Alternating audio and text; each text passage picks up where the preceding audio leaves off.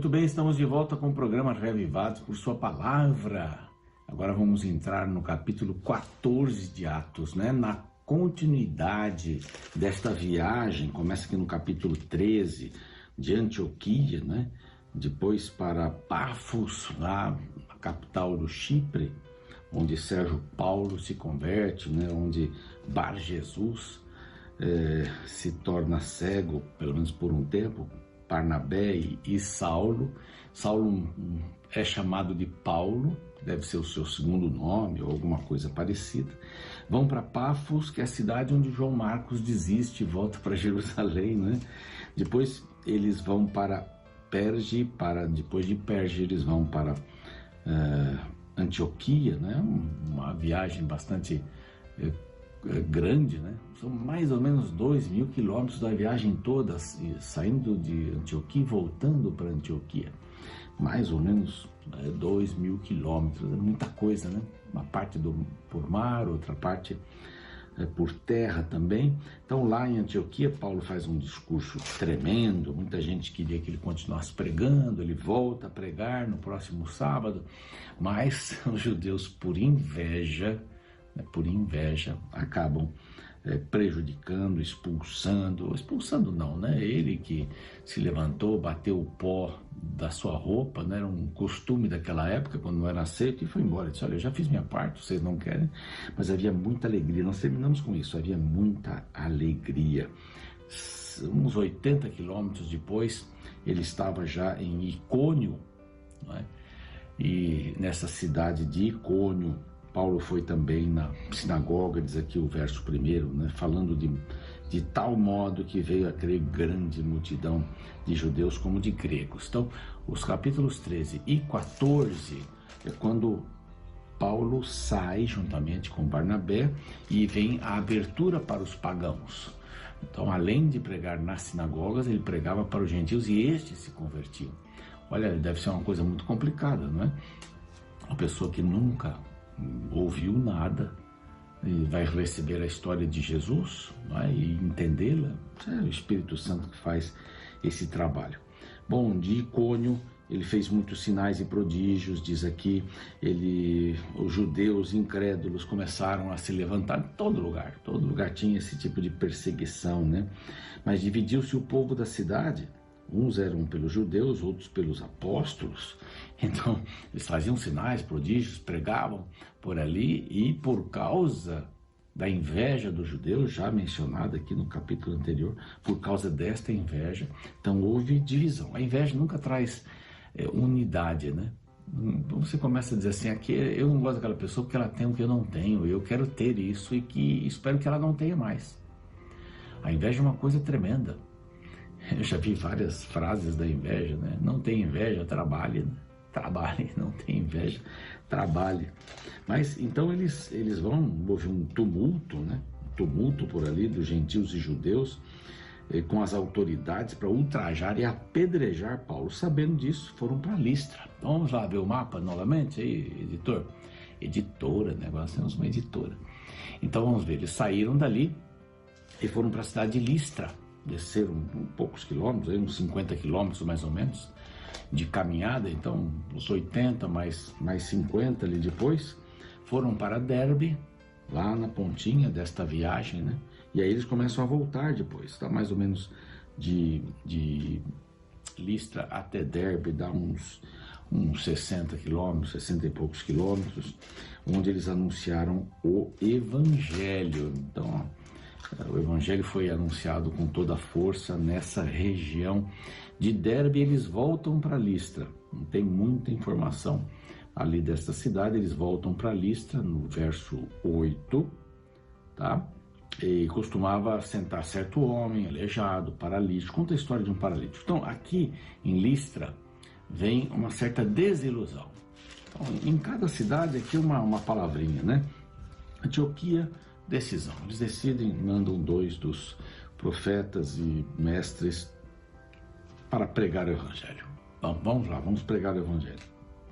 Depois existe Pafos, uma dissimulação, ali está o Bar Jonas, tenta prejudicar o Sérgio Paulo. Depois eles vão para Perge, é a cidade da deserção. Ali João Marcos desiste, volta para Jerusalém. Depois Antioquia da Psídia, essa discussão toda, né, com os judeus da sinagoga e tal, e não teve muito o que falar ali depois.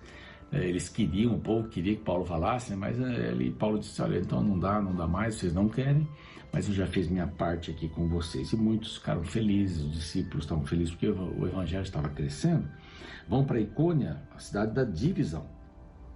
Muitos sinais, prodígios. Então aqui no verso 5 diz assim: tumulto dos judeus e dos gentios. Houve uma divisão, né?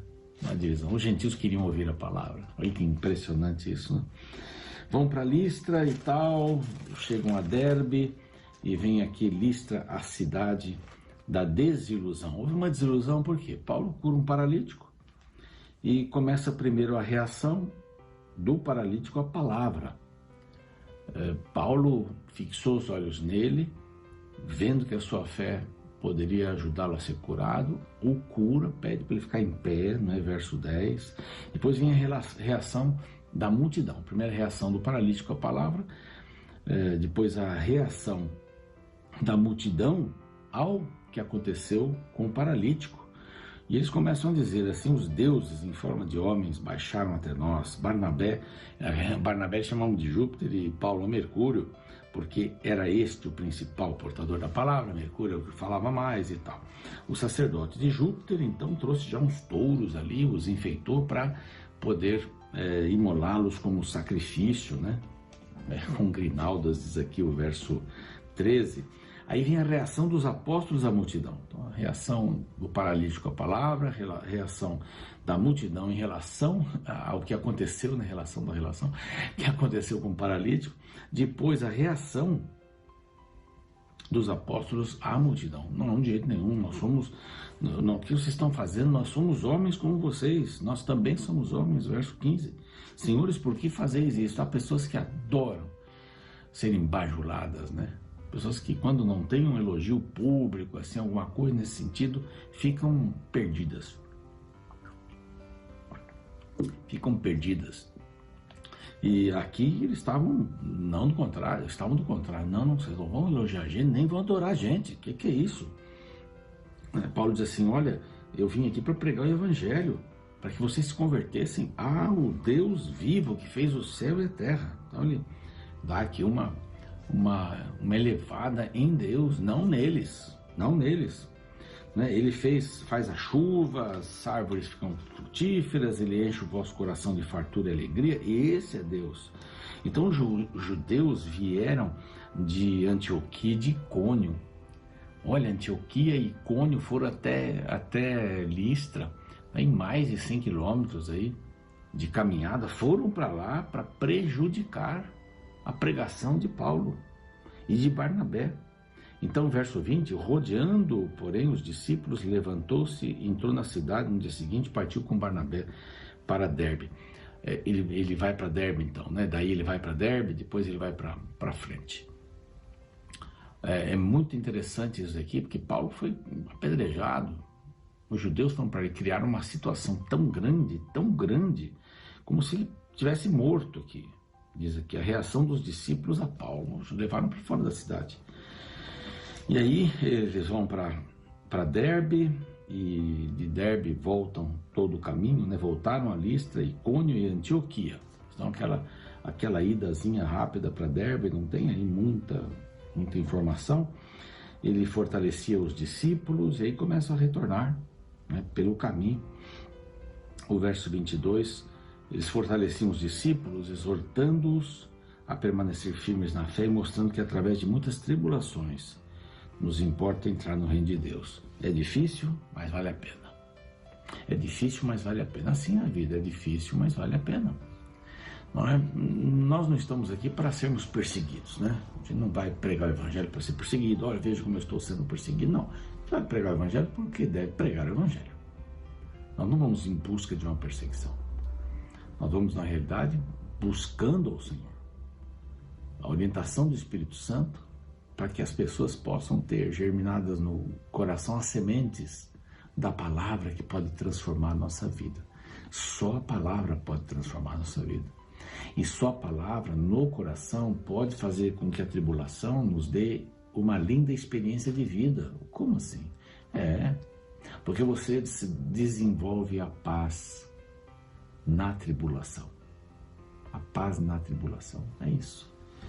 E aqui então ele vem com esta palavra, né, para os discípulos que estavam ali, e ele passava, voltando agora, né, para Antioquia, lá da Síria, passava em cada cidade, fortalecendo a fé das pessoas. Olha, fiquem firmes, vocês vão ser perseguidos, mas não desistam.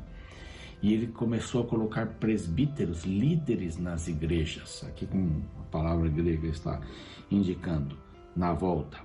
Bom, eles foram para Antioquia, da Síria. De uma Antioquia a outra são 470 e poucos quilômetros. Aí ele fecha um ciclo de quase 2.000 quilômetros nesta viagem, de 2 anos e meio, mais ou menos. E ali chegando em Antioquia, eles estavam com um dever cumprido, chegaram, viram a igreja reunida e não tinham parada de jeito nenhum, né? E relataram todas as coisas que Deus fizera com eles e como abrira aos gentios a porta da fé. Esse foi o título que nós demos aqui para o 13 por 14, né? As portas se abrem. Deus abrindo as portas entre os gentios, e eles contam essas bênçãos, e contam assim, coisas que fizera Deus com eles. Não que eles fizeram com o Senhor, Deus fez com eles. Essa é a linha, né? Deus faz conosco. Deus toca no nosso coração e nos leva a fazermos as coisas através deles. Vamos dar uma olhadinha no mapa rapidamente aqui para ver esse trajeto todo aqui. Então, saem de Antioquia, vão para Chipre. Em Pafos, tem lá o mágico Elimás, né? Bar Jesus, né? Filho de Josué. Ali em Pafos, Sérgio Paulo se converte, o procônsul, maravilhado, e o coitado do Elimás aí acaba ficando cego, porque ele só prejudicava. Então eles sobem, vão para Perge, de Perge eles sobem para Antioquia da Psídia, ali conversam, fazem ali um trabalho muito lindo, os judeus sempre perseguindo, eles entendiam o que Paulo falava, sentiam inveja que Paulo arrebanhava, chegava já arrebanhando o povo.